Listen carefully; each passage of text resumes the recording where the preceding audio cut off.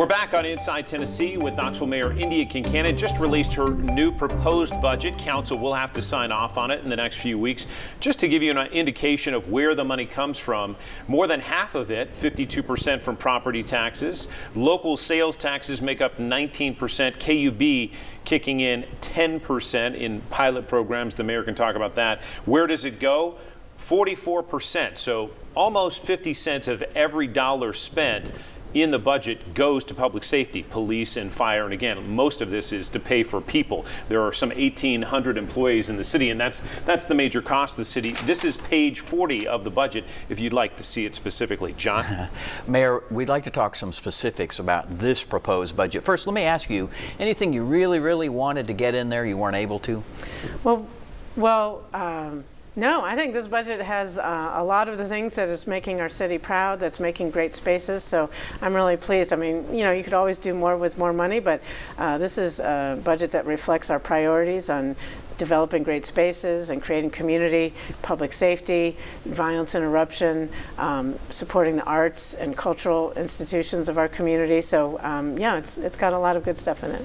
So $9 million or so for road stuff, which is important. I think $4 million for park improvements, but you also have some money that you put in there regarding the Transformation Western Heights project, and that's where I think you had your budget presentation. Right. I chose to have my State of the City address and budget presentation at the very top of Western Heights because the city is so proud of the effort to transform that community. You know, my kids went to school at the bottom of Western Heights at Beaumont Elementary. It's a wonderful community. It's due for some transformation and investment, and so we are contributing $4.2 million this year alone. Our total contribution is over $26 million, but that's a part of a much bigger effort that's going to be over $200 million, and it's going to be more housing of a variety of income levels, but also some retail, some better connections to transportation. We're going to put a wonderful new destination park there and the city's Fine Arts Center.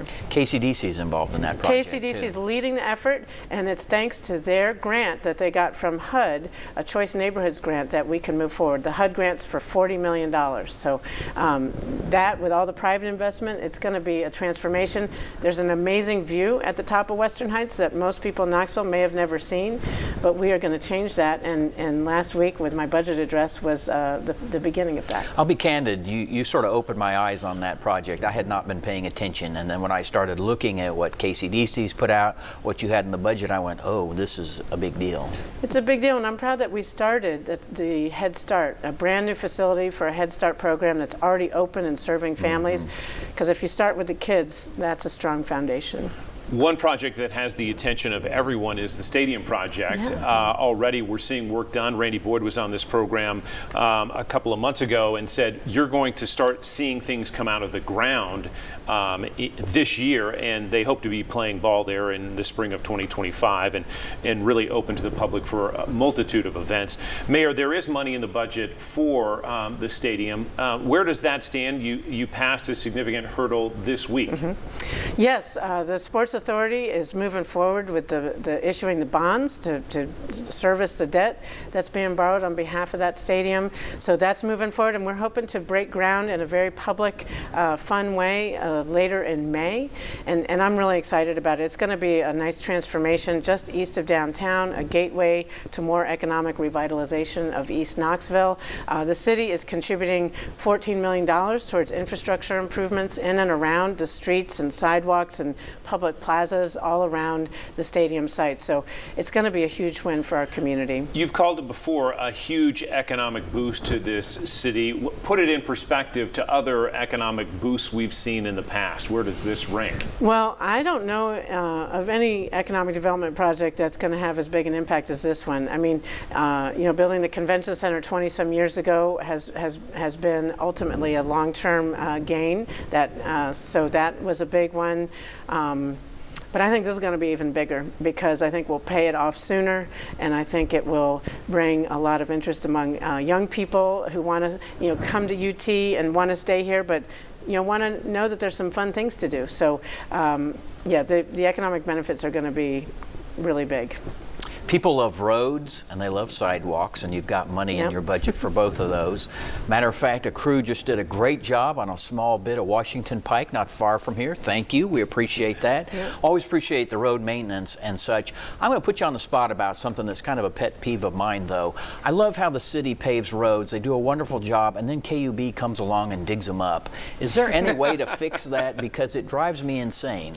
Well, we try to coordinate our repaving schedules with KUB's, their improvements, because that's a waste of everybody's time and energy, and it's very frustrating to have multiple projects going on. So, you know, we do our best to time that accordingly. Sometimes, you know, it doesn't work out as well as it should, but that's something that we hope to keep improving our development services and coordination.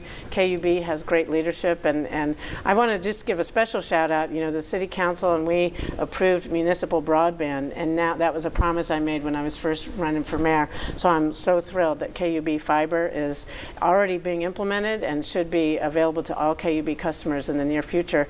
And the city is contributing $600,000 towards a fund to let low-income families, particularly those with school-age kids, access that too. So that, I think that's a real game changer for economic development and equity. One could argue the biggest hire of your tenure is the police chief, Paul Noel. Grade him. What grade does he have in his first few months on the job? I think he's off to a great start. He gets an A grade from me. He's done a great job reorganizing the department. He's also put more patrol officers out on the beat. And really, the number one thing that matters is crime is going down, particularly violent crime, knock on wood. But I'm really pleased, and he gets a grade of A. Okay. Maybe it's too early, but let me ask, boosting pay to retain and attract employees obviously was very important to you last year. Are you seeing any kind of a difference in terms of retention, attraction? Obviously, police and fire, you always start, or typically a mayor starts off saying, police and fire, profoundly important. Are you noticing any kind of a difference yet? Has it made any kind of a difference? Absolutely. I've talked to many officers, particularly those that I knew who were already here, who had maybe considered retiring, but now they're going to wait and continue serving because their pay is better, and they want to, you know, so we're lucky because we need them to stick around. We need their experience. Same with fire. And public service is another amazing turnaround. We had over 50 vacancies among our public works crews, and you know, the work was getting more and the staff to do it was getting less. So now, for the first time in many years, we are fully staffed in our public service. So the pay raise has made a huge difference. We're going to take a quick break on Inside Tennessee. We're going to come back with the mayor's opinion about a letter that she and the leaders of the 4 major metropolitan areas sent to the governor, and a message to lawmakers right after this.